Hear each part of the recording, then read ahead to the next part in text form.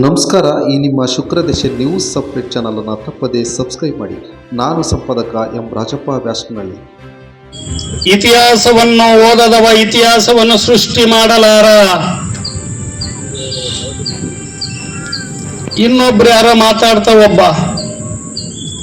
ಕೈಗೆ ಬಾರಿಕೋಲು ಬರ್ತದೆ ಅಂತಂದು ಹೇಳಿದಾನೆ. ಅದು ನನ್ನ ಕಡೆ ಇನ್ನು ಯಾರಂತ ಗೊತ್ತಾಗಿಲ್ಲ. ಅದನ್ನ ಆ ತುಣುಕುಗಳನ್ನ ತೆಗೆದು ಮಾತನಾಡಿದವನು ಯಾರು ಬಾರಿಕೋಲ ಕೈಯಕ್ಕೆ ಬರ್ತದಂತ ನಾನು ಕಾಯ್ತೀನಿ. ಅವನು ಬಾರಿಕೋಲ್ ತಗೊಂಡು ನನ್ನ ಹುಡುಕೊಂಬರೋವರೆಗೆ ನಾ ಕಾಯಲ್ಲ. ಮೈಗೆ ಎಣ್ಣೆ ಹಚ್ಕೊಂಡು ಅವನ್ನ ಹುಡ್ಕೊಂಡು ಹೋಗ್ತೀನಿ. ಆ ಬಾರ್ಕೋಲಿಗೆ ಯಾಕೋ ಕೆಲಸ ಕೊಟ್ಟಿಲ್ಲ, ಕೊಡ ಬರ್ತೀನಿ ಅಂತ. ಹಾಗಾಗಿ ಈ ರಸ್ತೆ ಅಗಲೀಕರಣ ಓಟಿನ ರಾಜಕಾರಣಕ್ಕೋಸ್ಕರ ಮಾತನಾಡ್ತಾರೆ ವರ್ತಕರ ಪರವಾಗಿ.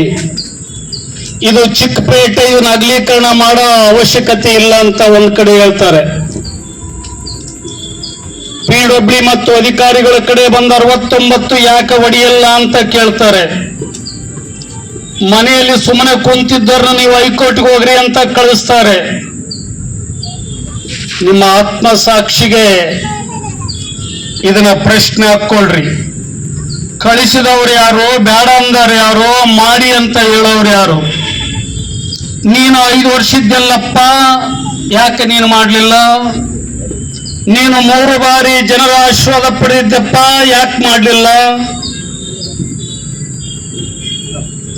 3 ವರ್ಷದಲ್ಲಿ ಎದೆ ತುಂಬಿ ಹೇಳ್ತಿದ್ದೆಲ್ಲ 3,000 ಕೋಟಿ ಅನುದಾನ ತಂದು ಕಡಿದು ಕಟ್ಟಿ ಹಾಕಿದನಂತ.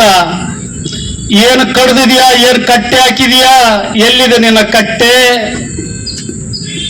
ನಾನು 3 ವರ್ಷದಲ್ಲಿ 1,000 ಕೋಟಿ ಹತ್ತತ್ರ ಅನುದಾನ ತಂದಿದ್ದೀನಿ, ಕಡ್ದು ಕಟ್ಟೆ ಹಾಕಿದ್ದೀನಿ. ಹೋಗು ಇಮಾಮ್ ಸಾಹೇಬರು ಕಟ್ಟಿದಂತ ಉದ್ದುಗಟ್ಟ ಸೇತುವೆಯನ್ನು ನೋಡ್ಕೊಂಬದು ಕಡ್ದು ಕಟ್ಟೆ ಹಾಕಿರೋದಲ್ವಾ? ಮೂಡಲ ಮಚಿಕೆರೆಯಿಂದ ಸೀತೆಹಳ್ಳಿ ಕಟ್ಟಿಸಿದ ಬಿಡ್ಕ ಬ್ಯಾರೇಜ್ ಕಡ್ದು ಕಟ್ಟೆ ಹಾಕಿಲ್ವಾ? ಜನನಿ ಜನ್ಮಭೂಮಿಚ್ಚ ಸ್ವರ್ಗಾದಪಿ ಹರಿಯಸೆ ಎನ್ನ ರೀತಿನಲ್ಲಿ ಹುಟ್ಟಿದ ಊರಿಗೆ ಕೆರೆಯನ್ನು ಕಟ್ಟಿ ಬೋಟ್ ತಂದು ಬೋಟ್ ವಿಹಾರ ಮಾಡಿದ್ರು ಕಡ್ದು ಕಟ್ಟೆ ಹಾಕಿಲ್ವಾ? ಎರಡೂ ಬದಿಯ ವರ್ತಕರ ಪ್ರೀತಿಯನ್ನು ಗಳಿಸಿಕೊಂಡು ಕೋರ್ಟಿನಲ್ಲಿ ವ್ಯಾಜ್ಯ ಇದ್ರೂ ಅವರ ಪ್ರೀತಿಯನ್ನ ಗೆದ್ದು ರಸ್ತೆ ಅಗಲೀಕರಣ ವಿಚಾರವಾಗಿ ಅವರ ಕಟ್ಟಡಗಳನ್ನ ಅವರೇ ತೆರವುಗೊಳಿಸಿಕೊಳ್ಳುವಂತ ರೀತಿಯಲ್ಲಿ ಪ್ರೀತಿ ಗಳಿಸಿಕೊಂಡಿಲ್ವಾ? ಇದು ಕಡ್ದು ಕಟ್ಟೆ ಹಾಕಿಲ್ವಾ? ಮಾತಾಡೋದು ಸುಲಭ. ಹಾಗಾಗಿ ತಾಂತ್ರಿಕ ಕಾನೂನುಗಳ ವ್ಯವಹಾರಗಳನ್ನು ನಾವು ಗಮನದಲ್ಲಿಟ್ಕೋಬೇಕಾಗ್ತದೆ. ಪ್ರತಿಯೊಬ್ಬರ ಬದುಕನ್ನು ನಾವು ಗಮನದಲ್ಲಿಟ್ಕೋಬೇಕಾಗ್ತದೆ. ಅವಶ್ಯಕತೆ ಎಷ್ಟಿದೆ ಅಂತ ತಿಳ್ಕೋಬೇಕಾಗ್ತದೆ. ಸರ್ಕಾರದ ಅನುದಾನಗಳನ್ನು ನೋಡ್ಬೇಕಾಗ್ತದೆ. ಈ ಎಲ್ಲ ನಿಟ್ಟಿನಿಂದ ನಾವು ಮಾತಾಡಿದ್ರಲ್ಲ, ನಿಮಗೆ ಕೈಯಕ್ಕೆ ಬಾರ್ಕೋಲು ಬರ್ತದಂತ ಮೈ ಮೇಲೆ ಪ್ರಜ್ಞೆ ಇರ್ಲಿಲ್ವಾ?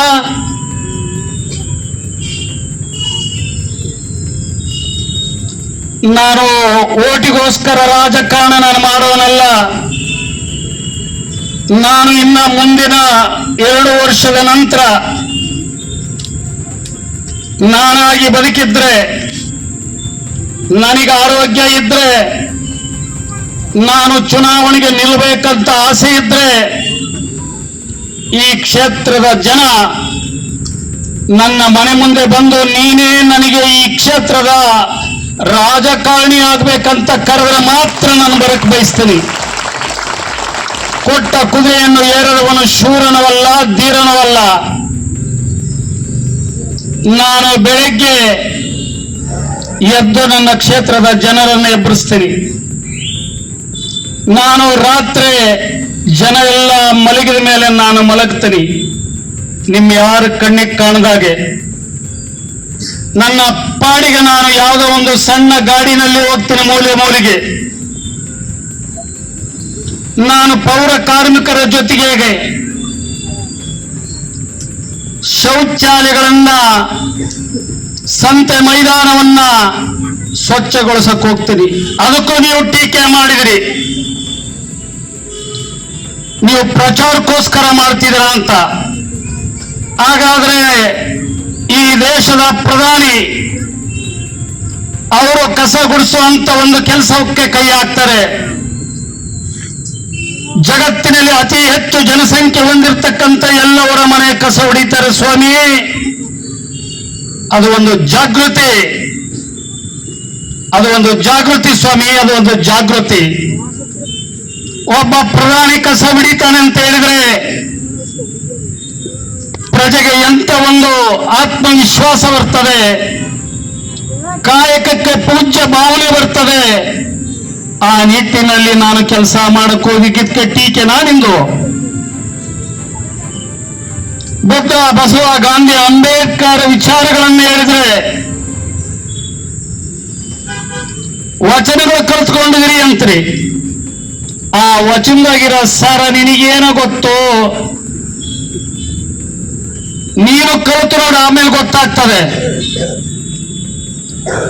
ಕಲಿತ್ಕೊಂಡು ಮಾತಾಡು. ಇವತ್ತು ದೇಶ ಉಳಿದಿರೋದು ಧರ್ಮದ ತಹದಿ ಮೇಲೆ. ಹೈಕೋರ್ಟ್, ಸುಪ್ರೀಂ ಕೋರ್ಟ್ ನಲ್ಲಿ ಭಗವದ್ಗೀತೆ ಮಹಾಗ್ರಂಥವನ್ನು ಇಟ್ಟಿದ್ದಾರೆ.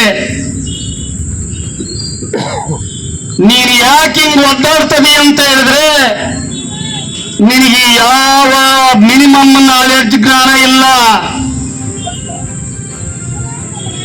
ಹಿಂದೆನೂ ನಿನಗೆ ಸಾಕಷ್ಟು ಸಾರಿ ಹೇಳಿದ್ದೆ, ನಿನಗೆ ಖಾಸಗಿ ವಿಚಾರಕ್ಕೆ ಬರಬೇಡ, ಕುಟುಂಬದ ವಿಚಾರಕ್ಕೆ ಬರಬೇಡ ಅಂತ ಹೇಳಿ. ನಿಮ್ಮಿಬ್ಬರಿಗೂ ಅಧಿಕಾರದ ದಾಹ ಇದ್ದಂಗಿದೆ. ಈಗಲೇ ಬರ್ಕೊಟ್ಬಿಡ್ತೀನಿ ರಾಜೀನಾಮೆ ಪತ್ರ, ತಲಾಕರ್ದರ್ದು ಹಂಚ್ಕೊಂಡ್ಬಿಡ್ರಿ. ಯಾರ್ಯಾರು ಬರಬಾರ್ದ? ಯಾಕೆ ಒಬ್ಬ ಜವಾನ ಈ ಮಟ್ಟಕ್ಕೆ ಬಂದಂತ? ಪ್ರಜಾಪ್ರಭುತ್ವದ ಆಶಯ ನಿನಗೆ ಗೊತ್ತಿದೆಯಾ?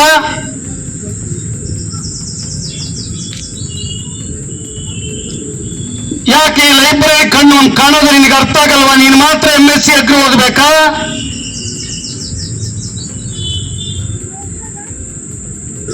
ಇವತ್ತು ಅದೆಷ್ಟೋ ಜನ ಸತ್ತಂತವ್ರನ್ನ ಹೊತ್ಕೊಂಡು ಹೋಗಕ್ಕೆ ಹೆಗಲ್ಗಳು ಸಿಗ್ತಾ ಇಲ್ಲ. ನಾನು ಮನಸ್ಸು ಮಾಡಿದ್ರೆ ಆ JSW ಅವ್ರನ್ನ, ಇನ್ಯಾವ್ರ ಸಂಘದವ್ರು ಇನ್ಯಾವ್ರನ್ನ ಕರೆದು ನನಗೆ ಏನ್ ಕೊಡ್ತಿ ಅಂತ ತಗೊಂಡು ಇಟ್ಕೊಂಡು ಆರಾಮಾಗಿರ್ತಾ ಇದ್ದೆ. ಇಡೀ ರಾಜ್ಯದಲ್ಲಿ ಇರ್ತಕ್ಕಂಥ ಒಂದು ಮುಕ್ತಿ ವಾಹನವನ್ನು ತಂದಿಟ್ಟಿದ್ದೀನಿ. ಯಾರು ಸಿಗದೆ ಇದ್ರು ಒಬ್ಬ ಡ್ರೈವರ್ ಕೂರಿಸ್ಕೊಂಡು ನಾನೇ ಹೆಗಲ ಮೇಲೆ ಎಣ್ಣೆ ಹೊತ್ಕೊಂಡು ಹೋಗಿ ಅವರ 3 ದಿನದ ಅಂತ್ಯ ಸಂಸ್ಕಾರವನ್ನು, ಅವರ ಕಾರ್ಯವನ್ನು ನಾನು ಮಾಡ್ತೀನಿ. ಇದೆಯಾ ನಿನಗೆ ತಾಕತ್ತು? ಬರ್ತೀಯ ನೀನು? ಅದಕ್ಕೆ ನಿನಗೆ ಹೇಳಿದ್ರೆ ನನ್ನ ಕೆಣಕಬೇಡ, ಕೆಣಕಿ ತಿರುಗಬೇಡ ಅಂತ. ಆ ಕಾರಣಕ್ಕೋಸ್ಕರ ಇವತ್ತು ಮುಕ್ತಿವಾಹನವನ್ನು ಲೋಕಾರ್ಪಣೆ ಮಾಡ್ತಾ ಇದ್ದೀನಿ. ಭಿಕ್ಷಾಟನೆ ಎತ್ತಿ 8 ಲಕ್ಷಕ್ಕಿಂತ ಹಣವನ್ನ ಇವತ್ತು ಸಂಘಟನೆ ಮಾಡಿದ್ದೀನಿ. ಇನ್ನೂ ಸಂಘಟನೆ ಮಾಡೋಣ, ಭಿಕ್ಷಾಟನೆ ಮಾಡ್ತೀನಿ. ನಾನು ಭಿಕ್ಷೆ ಎತ್ತಂತ ಗತಿಯನ್ನು ಬಂದಿಲ್ಲ. ತುಂಬಾ ಉತ್ತಮವಾದ ಸ್ಥಿತಿ ಇದ್ದೀನಿ. ಆದರೆ ನಡೆದು ಬಂದ ದಾರಿ, ನನ್ನ ಅಕ್ಕ ತಂಗಿಯವರು, ನನ್ನ ತಾಯಿ, ನನ್ನ ತಂದೆ, ನನ್ನ ಸೋದರರು ನನ್ನ ಕಣ್ಣು ಮುಂದೆ ಕಾಣ್ತಾ ಇದ್ದಾರೆ. ಅವರು ನಾನು ಊಟ ಮಾಡಿದ್ರೆ ಅವರ ನೋವು ನನ್ನನ್ನ ಕಾಡ್ತಾ ಇದೆ.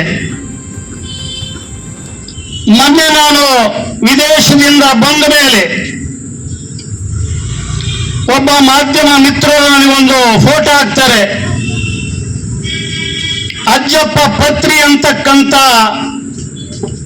ಒಬ್ಬ ಆಹಾರ ನಿರೀಕ್ಷಕ 70% ಲಿವರ್ ಡ್ಯಾಮೇಜ್ ಆಗಿ 50-60 ಲಕ್ಷ ಖರ್ಚು ಮಾಡ್ತಾನೆ. ಆದ್ರೆ ಅವರಿಗೆ ಲಿವರ್ ದಾನ ಮಾಡೋರು ಬೇಕಾಗಿರ್ತದೆ. ಲಿವರ್ ದಾನ ಮಾಡಿದ್ದು ಯಾರು ಇಲ್ಲ, ಬೇರೆ ಯಾರು ಅಲ್ಲ, ತನ್ನ ಒಂದು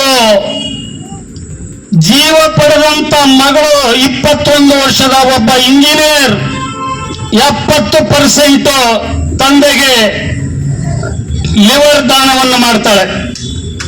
ಆ ವಿಷಯ ಗೊತ್ತಾದ ಮೇಲೆ ಅವರ ಮನೆ ಹುಡ್ಕೊಂಡು ಹೋಗ್ತೀನಿ ಬೆಂಗಳೂರಿನಲ್ಲಿ. 1 ಲಕ್ಷ ರೂಪಾಯಿ ಕ್ಯಾಶ್ ಕೊಟ್ಟು ಧೈರ್ಯ ಹೇಳಿ ಸಿಎಂ ಮತ್ತು ಸರ್ಕಾರದಿಂದ ಬರ್ತಕ್ಕಂಥ ಸವಲತ್ತುಗಳನ್ನ ಕೊಡಿಸುವಂತ ಭರವಸೆ ಹೇಳಿ, ನೀನು ಎಷ್ಟು ಕೊಟ್ಟಿದೀಯಪ್ಪ ಸ್ವಾಮಿ, ಹೋಗಿ ನೋಡಿದೀಯನಪ್ಪ ಸ್ವಾಮಿ? ಅದಕ್ಕೆ ಹೇಳ್ತಾ ಇದೀನಿ, talk less work more, empty vessel make most sound, you first mind it.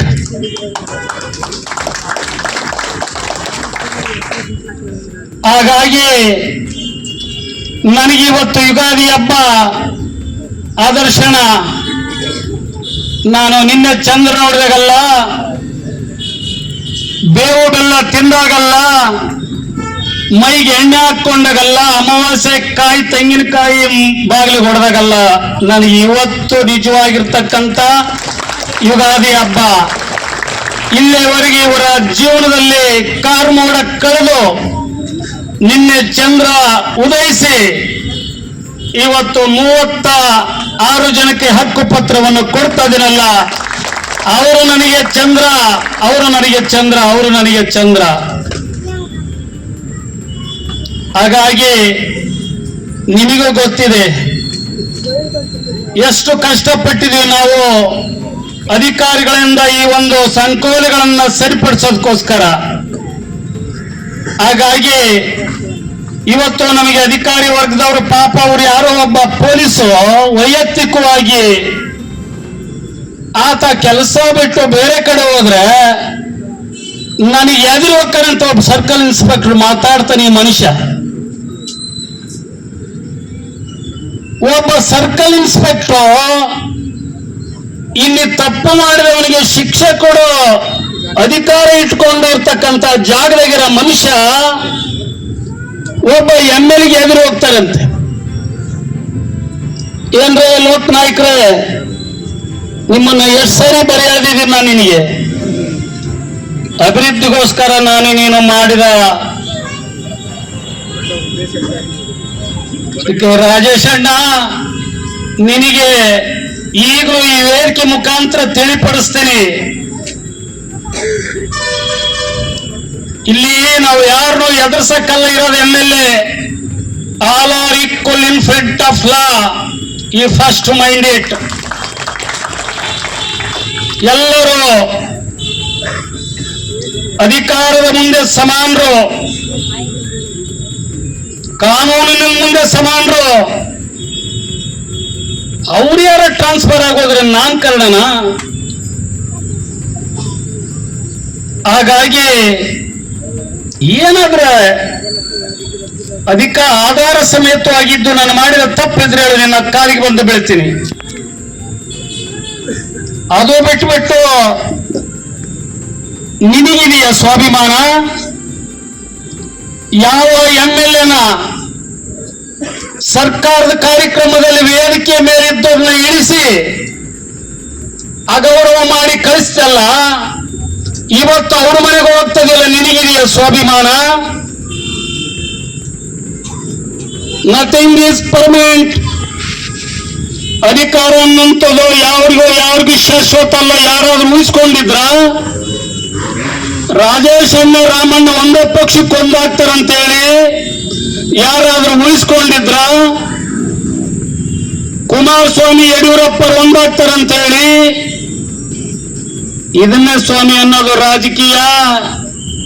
ನಾಳೆ ನಾನು ನೀನು ಒಂದಾಗ್ಬೋದು, ನೀನ್ ನನ್ನ ಕೈಯಕ್ಕೆ ಬಂದು ಸಿಗಲ್ಲ, ನಾನ್ ನಿನ್ ಕೈಯಕ್ಕೆ ಬಂದು ಸಿಗಲ್ವಾ? ಹಾಗಾಗಿ ಇವತ್ತು ಇಲ್ಲಿ ಯಾರಾದ್ರೆ ಬಂದ್ರೆ ಜಗಳೂರಂತ ಕ್ಷೇತ್ರಕ್ಕೆ ಹೋಗ್ಬೇಕು. ಆಲಿ ಮಾಜುಗಳು ಏನು ಸಾಮರಸ್ಯದಲ್ಲಿದ್ದಾರೆ ಅಂತ ಹೇಳ್ತಾರೆ. ನಿನಗೆ ನಾನು 2 ಸಾರಿ ಓಟ್ ಹಾಕಿದ್ರಪ್ಪ ರಾಜೇಶಣ್ಣ, ನಿನಗೆ ಓಟ್ ಕೊಟ್ಟಿದ್ದೀನಿ, ರಾಮಣ್ಣಗ ಹಾರ್ಟ್ ಕೊಟ್ಟಿದ್ದೀನಿ. ಆತನ ಜೊತೆ ಮಾತಾಡಿದ್ರೆ ಹೊಂದಾಣಿಕೆ ಮಾಡ್ಕೊಂಡ್ಬಿಟ್ಟಿರುವಂತೆ. ಅಲ್ರಿ, ಆತನು ಕ್ಯಾಂಡಿಡೇಟ್ ಆಗ್ತಾನೆ, ನಾನು ಕ್ಯಾಂಡಿಡೇಟ್ ಆಗ್ತೀನಿ, ಹೊಂದಾಣಿಕೆ ಹೆಂಗಾಗ್ತದೆ? ಅಥವಾ ನಾನೇನೋ ಬೇರೆ ಕ್ಷೇತ್ರದಲ್ಲಿ ಇಲ್ಲಿದ್ರು ಹೊಂದಾಣಿಕೆ ಮಾಡ್ತಾರಂತ ಅಂದ್ರೆ ಅದಕ್ಕೊಂದು ಅರ್ಥ ಇರ್ತದೆ. ಇಲ್ಲೇ ನಿಂದೆ ಕೊರಚಿರಟ್ಟಿ, ಹುಚ್ಚವನಹಳ್ಳಿ ಕೊರಚಿರಟ್ಟಿ, ಅದು ಕಗ್ಗತ್ತಲೆ ಕಂಡಾಗಿದೆ. ನಾನು ಹಾಕ್ಸ್ಕೊಂಡಿದ್ನ ಓಟು, ನೀವೊಬ್ರು ಹಾಕ್ಸ್ಕೊಂಡಿದ್ರಲ್ಲ, ಯಾರಾದ್ರೂ ಇದ್ರಪ್ಪ ಇಲ್ಲಿ? ಹುಚ್ಚವನಹಳ್ಳಿ ಕೊರಚಿರಟ್ಟಿ ಅವರು ರಸ್ತೆ ಮಾಡಿದಿವಿಲ್ಲ ಸ್ವಾಮಿ, ಮಾಡಿದವಿಲ್ಲ. ಯಾಕೆ ಮಾಡ್ಲಿಲ್ಲ ಅವರು? ಇವತ್ತು ಜಗಳೂರು ಕೆರೆಯನ್ನ ಸುಂದರವಾಗಿರ್ತಕ್ಕಂಥ ತಾಣ ಮಾಡ್ತಾ ಇದೀವಿ. 12 ಕೋಟಿಯಲ್ಲಿ ಒಂದು ಅಲ್ಲೇನು ಕೂಡಲ ಸಂಗಮದಲ್ಲಿ ಕೂಡಲ ಸಂಗಮ ಇದೆ, ಇಲ್ಲಿ ಬಸವ ಸಂಗಮ ಮಾಡ್ತಾ ಇದೀವಿ. ನನ್ನ ಜೊತೆಗೆ ಬರೀ ಕರ್ಕೊಂಡು ಹೋಗ್ತೇನೆ. ಇನ್ನು ಇಲ್ಲ, ನೋಡಿಲ್ಲ, ನನ್ನ ಜೊತೆಗೆ ಬರ್ರಿ ಈಗ. ಹಾಗಾಗಿ ಸನ್ಮಾನ್ಯ ಮುಖ್ಯಾಧಿಕಾರಿಗಳೇ, ಆ ಕೆಳಗಡೆ ಇರ್ತಕ್ಕಂಥ ರೂಮ್ ನಲ್ಲಿ ಏನಿಟ್ಟಿದ್ರೆ ಬರ್ಲು, ಬಕೆಟು, ಪ್ಲಾಸ್ಟಿಕ್ ಡಬ್ಬ, ಪ್ಲಾಸ್ಟಿಕ್ ಪೇಪರ್ ಇಟ್ಟಿದ್ರು. ಇವತ್ತು ಅಲ್ಲಿ ಏನಿಟ್ಟಿದ್ರು ನೋಡಿ ಹೋಗಿ. ಇಡೀ ಕರ್ನಾಟಕ ರಾಜ್ಯದಲ್ಲಿ ಇರ್ತಕ್ಕಂಥ ಮಕ್ಕಳ ಗ್ರಂಥಾಲಯ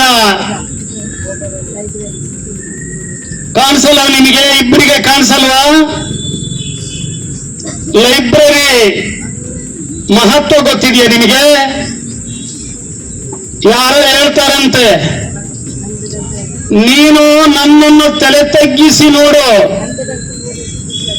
ನೀನು ನನ್ನನ್ನು ತಲೆ ತಗ್ಗಿಸಿ ನೋಡು, ನಿನ್ನ ಜೀವನ ಪರ್ಯಂತ ನಿನ್ನ ತಲೆ ಎತ್ತಿ ನಿಲ್ಲಂಗ್ ಮಾಡ್ತೀನಿ ಅಂತ.